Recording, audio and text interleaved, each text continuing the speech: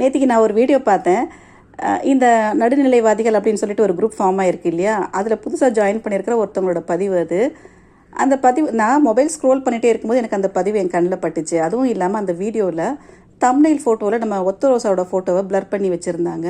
Headings பார்த்தீங்கன்னா நம்ம மெடலோட பேர் இருக்குது. என்னடா இது ஒரு வித்தியாசமான காம்பினேஷனாக இருக்கேன்னு சொல்லி நான் அந்த வீடியோ ஓப்பன் பண்ணி பார்த்தேன். கேட்டேன். அவங்க ஒரு சில விஷயங்களை பற்றி பேசியிருந்தாங்க. அதில் பார்த்தீங்கன்னா நிறைய விஷயங்கள் ரொம்ப கான்ட்ராடிக்டாக இருந்தது. இதை பற்றி பேசலாமா வேணாவா அப்படின்னு ஒரு யோசனையும் எனக்கு வந்துச்சு. ஏன்னா இந்த நடுநிலைவாதிகளை பொறுத்த வரைக்கும் அவங்களுக்கு யூடியூப்பில் வந்து ஒரு ஸ்பெஷல் ரைட்ஸ் கொடுத்துருக்காங்க. நீங்கள் யாரை பற்றி வேணாலும் எப்படி வேணாலும் விமர்சனம் பண்ணலாம் அப்படின்னு சொல்லி. ஆனால் அவங்கள பற்றி யாருமே பண்ணிடவே கூடாது, தப்பி தவறி கூட பண்ணக்கூடாது. அப்படி நம்ம ஏதாவது விமர்சனம் வச்சோம்னா எல்லாருமே அட் அ டைம் வருவாங்க, வந்துட்டு அல்ல கை சொம்பு அந்த குரூப்பு பணம் வாங்கிட்டு பேசுகிறாங்க அப்படி இப்படின்னு சொல்லி அவங்களோட என்ன சொல்கிறது எல்லாருமே சேர்ந்து ஒரு டேக் குத்துன்னு குத்துவாங்க நமக்கு. ஸோ அதனால் நான் கொஞ்சம் யோசித்தேன். ஆனால் அதே சமயத்தில் இந்த வீடியோ போட்ட லேடி இருக்காங்க இல்லையா, இவங்களால நானுமே ஒரு விஷயத்தில் பர்சனலி பாதிக்கப்பட்டிருக்கேன். ஸோ அதனால் கண்டிப்பாக இதை பற்றி பேசணும் அப்படிங்கிறதுக்காக தான் இந்த பதிவு. இப்போ அந்த லேடி அந்த வீடியோவில் என்ன சொல்லியிருந்தாங்க அப்படின்னா, மெடல் வந்து பிச்சை எடுக்குதுன்னு சொல்லி எல்லாரும் சொல்கிறாங்க. ஒரு சிலர் சொல்கிறாங்க, ஆனால் சொல்கிறவங்களுமே கூட பிச்சை தான் எடுக்கிறாங்க. ஆனால் அதை நான் சொல்லலை அப்படின்னு சொல்லிட்டு ரொம்ப உஷாராக அவங்க என்ன பண்ணுறாங்கன்னா, ஒருத்தவங்க போட்ட ஒரு கமெண்ட்டை வந்து ரெஃபரன்ஸாக வச்சுக்கிட்டு அதை படித்து வேற காட்டுறாங்க. என்ன சொல்கிறாங்கன்னா, இந்த அண்டாவுக்கு 2 கணவர்கள், 2 கணவர்களும் ஒரே வீட்டில் தான் இருக்காங்க. ஒரு கணவர் பார்த்தீங்கன்னா ஒரு கம்பெனியில் மேனேஜராக இருக்கார் அப்படின்னு சொல்லிட்டு ஒரு சர்க்காஸ்டிக்காக ஒரு சிரிப்பு. இன்னொரு கணவர் பார்த்தீங்கன்னா மக்கள்கிட்டேருந்து பணம் வாங்கி ஒரு ஸ்டூடியோ வச்சுருக்காங்க. 2 பேருமே நல்லா சம்பாதிக்கிறாங்க. அவங்க வீட்டில் கட்டில், மெத்தை, ஏசி, ஃப்ரிட்ஜு, வாஷிங் மிஷின், இன்னும் என்னெல்லாம் எட்டி பார்த்தாங்கன்னு தெரியல. ஸோ இதெல்லாமே இருந்துமே கூட அவங்களோட வறுமை நிலையை அவங்க தோழிக்கிட்ட சொல்லி அவங்க மூலமாக மக்கள்கிட்டேருந்து பணம் பிச்சை எடுக்கிறாங்க அப்படின்னு சொல்லி ஒரு விஷயம் சொல்லியிருந்தாங்க. ஸோ அதனால் எல்லாருமே மெடல் மட்டும் கிடையாது, மெடலை குறை சொல்கிற எல்லாருமே ஒரே குட்டையில் ஊர்ன மட்டைகள் தான், பிச்சைக்கு பிச்சை சரியாக போச்சு அப்படிங்கிற மாதிரி ஒரு விஷயம் சொல்லியிருந்தாங்க. இது வந்து இதில் எனக்கு பெருசாக சொல்கிறதுக்கு ஒன்றும் கிடையாது இந்த பிச்சை விஷயத்தில். ஏன்னா இது மாற்றி பேசிக்கிறது தானே, ஒரு தப்புக்கு இன்னொரு தப்பை காரணம் காட்டி இதுவும் அதுவும் சரியாக போச்சுன்னு சொல்கிறது தான் இவங்களோட வேலை. அதனால் இதில் கருத்து சொல்கிறதுக்கு ஒன்றும் இல்லை. அதுவும் இல்லாமல் இந்த மெடலை பற்றின சரியான புரிதல் அவங்களுக்கு இல்லை அப்படிங்கிறது ரொம்ப கிளியராக தெரியுது. ஏன்னா மெடல் வந்து பிச்சை எடுக்கிறதுல PhD வாங்கினது, அது இன்டர்நேஷ்னல் லெவல் அப்படிங்கிறத நான் நிறைய இடத்துல சொல்லியிருக்கேன். ஸோ அதனால் அவங்களுக்கு தெரியாமல் சில விஷயங்களை சொல்கிறதுனால இதுவும் அதுவும் ஒன்று அப்படிங்கிற மாதிரி ஏதோ ஒன்று சொல்லிட்டு போயிட்டாங்க. ஆனால் அதுக்கு அடுத்தது ஒரு விஷயம் சொன்னாங்க. என்னென்னா, இதே குரூப்பில் அவங்களோட குரூப்பில் வந்து இவங்களுக்கு சீனியர் ஒருத்தவங்க இருக்காங்க. அவங்களோட வீட்டுக்கு இவங்க போயிருக்காங்களாமா, அவங்க கூட பழகி பார்த்துருக்காங்களாமா, அவங்கள பற்றி இவங்களுக்கு டாப் டு பாட்டம் தெரியுமா, எல்லா விஷயமும் தெரியுமா. ஆனால் அவங்கள வந்து இவங்களுக்கு எல்லாருமே ஒரு பொது எதிரி இருப்பாங்க இல்லையா, அவங்க வந்து ஏதோ ஒரு தப்பான வார்த்தை சொல்லி ஒரு கேரக்டர் அசாசினேட் பண்ணிட்டாங்க. அப்படியெல்லாம் பண்ணக்கூடாது, ஒருத்தவங்களை பற்றி தெரியாமல் அவங்க கூட பழகி பார்க்காம அவங்க என்ன ஏது எப்படிப்பட்டவங்கன்னு தெரிஞ்சிக்காமல் அவங்கள பற்றி அவதூறாக பேசக்கூடாது அப்படின்னு ஒரு விஷயம் சொல்லியிருந்தாங்க. இது மேலோட்டமாக பார்க்கும்போது ஆமாம் கரெக்டாக தான் சொல்லியிருக்காங்க அப்படிங்கிற மாதிரி தோணும். ஆனால் இந்த வார்த்தையை சொல்லிவிட்டு அந்த வீடியோவில் பிகினிங்லேயே அவங்க என்ன சொல்கிறாங்கன்னா, அண்டாவுக்கு 2 கணவர்கள் அப்படின்னு தான் ஆரம்பிக்கிறாங்க. இது எப்படி இருக்குன்னா, அதாவது ஒரு இன்ஃப்ளூயன்சர் நீங்கள் ஒரு கருத்தை வந்து சொல்கிறீங்கன்னா, ஒரு விஷயம் பேசுகிறீங்கன்னா, முதல்ல அதில் நீங்கள் கன்வின்ஸ் ஆகி அதுக்கப்புறம் தான் மக்கள்கிட்ட கன்வே பண்ணணும். ஸோ இவங்க கன்வின்ஸ் ஆகியிருக்காங்க, இது உண்மைன்னு நம்புகிறாங்க. அதனால தான் அந்த கமெண்ட்டை எடுத்து படிக்கிறாங்க. என்ன தான் அது இன்னொருத்தரோட கருத்து அப்படின்னு சொன்னாலுமே கூட அதை நீங்கள் உண்மைன்னு நம்பினதுனால தானே அதை எடுத்து சொல்கிறீங்க மக்கள்கிட்ட. ஸோ இவங்க அண்டா கூட எத்தனை வருஷம் பழக்கம் அப்படின்னு எனக்கு தெரியல. இப்போ எனக்கு வந்து அதுக்காக எனக்கு அண்டாக்கும் பழக்கம் இருக்குன்னு சொல்ல முடியாது. ஏன்னா எனக்கும் அவங்க யாருன்னே தெரியாது. ஆனாலுமே இவங்க சொன்ன ஒரு கருத்து என்ன, யார்கிட்டையும் பழகி பார்க்காம ஒருத்தவங்களை பற்றி தப்பாக பேசாதீங்க அப்படின்னு சொல்லிட்டு, இவங்க யார்கிட்டையுமே பழகி பார்க்காத ஒருத்தவங்களை பற்றி அதுவும் ஒரு கமெண்ட்டை வந்து ஒரு ரெஃபரன்ஸாக வச்சுக்கிட்டு அவங்களுக்கு 2 புருஷனும் ஒரே வீட்டில் இருக்காங்க அப்படிங்கிறத கொஞ்சம் கூட வாய் கூசாமல் சொல்கிறாங்க. இதே மாதிரி தான் என்னோடய விஷயத்துலையுமே கூட இப்போ அவங்க ஒரு ஃப்ரெண்டுக்காக வக்காலத்து வாங்கிட்டு வராங்க இல்லையா, அதே ஃப்ரெண்டு என்ன ஒரு வார்த்தை சொன்னாங்க அப்படிங்கிறது, அதுவும் ரொம்ப முன்னாடி சொன்னதை நானும் ஒரு ரெஃபரன்ஸ்க்காக ஒரு இடத்துல நான் மென்ஷன் பண்ணும்போது அதனால் எனக்குமே அவங்களுக்கும் ஒரு சின்ன ஒரு பிரச்சனை போயிட்டு இருந்துச்சு.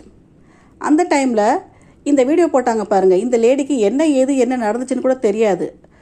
அவங்களுக்கு ஒரு வீடியோ போடணும் அன்றைக்கி. அதனால் வந்துட்டு என்ன பண்ணாங்க, நேராக அவங்க ஃப்ரெண்டுக்கு சொல்கிறாங்க, நீங்கள் எதுக்கு அவங்களுக்கு எக்ஸ்ப்ளனேஷன் கொடுக்குறீங்க, அதெல்லாம் கொடுக்காதீங்க, அதெல்லாம் செய்யாதீங்க அப்படின்னு சொல்லிட்டு, அது சொன்னது கூட பரவாயில்ல ஓகே. இன்னொரு வார்த்தை சொன்னாங்க, அது இன்றைக்கி வரைக்குமே என் மனசில் ரொம்ப கஷ்டமாக இருக்குது. நான் அந்த வார்த்தையை மென்ஷன் பண்ணதுனால, என்னை இந்த வார்த்தை சொன்னாங்கன்னு நான் மென்ஷன் பண்ணேன் இல்லையா, அதை சொன்னதுனால நீ என்ன அந்த விபச்சாரத்தை ப்ரமோட் பண்ணுறியா அப்படிங்கிற மாதிரி ஒரு வார்த்தை வந்து எனக்கு கேட்டாங்க.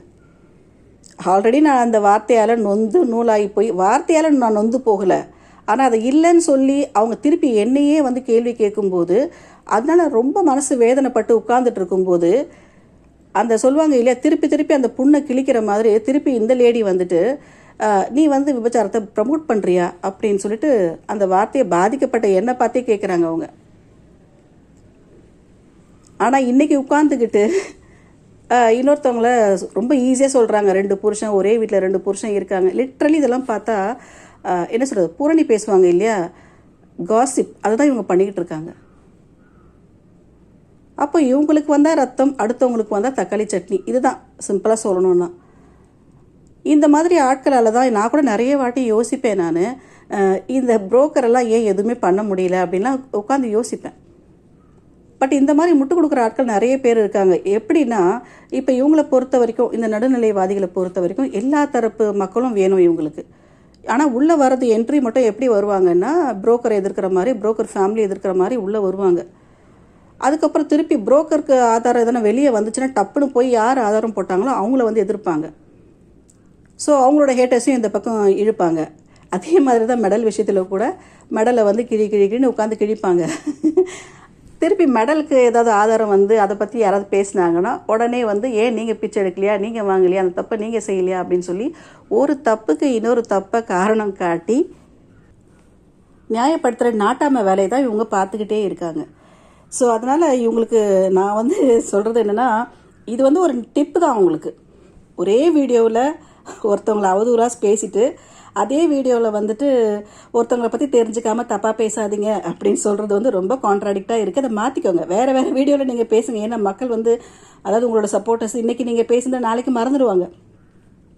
ஸோ அதனால் தனித்தனியாக வீடியோ போடுங்க. ஒரே வீடியோவில் ரெண்டுமே நீங்கள் சொல்கிறது வந்து ரொம்ப முரண்பாடாக இருக்குது. புரிஞ்சுக்குவீங்கன்னு நினைக்கிறேன். அதே மாதிரி போகிற போக்கில் நிறைய கருத்துக்களை சொல்கிறீங்க. அது மற்றவங்களை எப்படி பாதிக்கும் அப்படிங்கிறதையும் புரிஞ்சுக்கோங்க. உங்களுக்கெல்லாம் ஒரே ஒரு கேள்வி தான், உங்களுக்கெல்லாம் வந்து உங்கள் பையனுக்கோ யாருக்கோ 20 வயசு தாண்டிடுச்சுன்னா வீட்டை விட்டு அனுப்பிடுவீங்களா? இல்லை நீங்கள் பெறாத ஒரு பிள்ளையை வந்து என்ன சொல்கிறது, நீங்கள் பெக்கலைன்னா பிள்ளைன்னு பார்க்க மாட்டீங்களா? வேறு மாதிரி தான் யோசிப்பீங்களா? எனக்கு புரியல. எனக்கு ஒரு வீட்டில் இருக்கிறதுனால ஒருத்தவங்களை வந்து இந்த அளவுக்கு அசிங்கப்படுத்த முடியுமா அப்படிங்கிறது எனக்கு தெரியல. இது வந்து இப்போ இதை பற்றி டிஸ்கஸ் பண்ணுறதுக்கு எனக்கு பிடிக்கிற காரணம் என்னன்னா, இது அவங்களோட சீப் மென்டாலிட்டி தான் காமிக்கிறதே தவிர்த்து வேறு ஒன்றுமே கிடையாது. அதே மாதிரி கமெண்ட் போடுறவங்க 1000 போடுவாங்க. ஏன்னா எஸ்பெஷலி இவங்க பார்த்தீங்கன்னா, இந்த கமெண்ட் போட்டவங்க வந்து கண்டிப்பாக மெடலோட சப்போர்ட்டை தான். ஏன்னா மெடலை பொறுத்த வரைக்கும் ஜில்லு மேலே இன்னும் ஒரு லவ் இருந்துக்கிட்டே இருக்குது. அதுக்கிட்ட போக நெருங்க முடியாத அளவுக்கு நமக்கு அண்டா தான் தடையாக இருக்குதுன்னு நினைக்குதோ என்னவோ தெரியல. அதனால தான் பார்த்தீங்கன்னா அது எப்போவுமே டார்கெட் பண்ணுறது இந்த அண்டா பிரியாணி அப்படின்னு சொல்லிகிட்டு இருக்கோம். அதே மாதிரி அவங்களோட சப்போர்ட்டர்ஸும் பார்த்தீங்கன்னா இந்த அண்டா பிரியாணி இப்படி தான் பேசிக்கிட்டே இருப்பாங்க. ஸோ இந்த கமெண்ட் போட்டவங்க ப்ராபப்ளி நம்ம மெடலோட சப்போர்ட்டர் தான். ஸோ இப்போ மெடலோட சப்போர்ட்டர்ஸையும் இழுக்கணும் அப்படிங்கிறதுக்காக இந்த மாதிரி ஒரு வேலையை பண்ணுறாங்க. இதே மாதிரி நீங்கள் முட்டு கொடுத்து நீங்களும் ஒரு வேலையை செய்ய மாட்டீங்க, செய்கிறவங்களையும் செய்ய விட மாட்டீங்க. நான் அடிக்கடி சொல்கிறது தான், தானும் படுக்க மாட்டாங்க, தள்ளியும் படுக்க மாட்டாங்க. ஆனால் தள்ளுன்னு தள்ளிக்கிட்டே தான் இருப்பாங்க.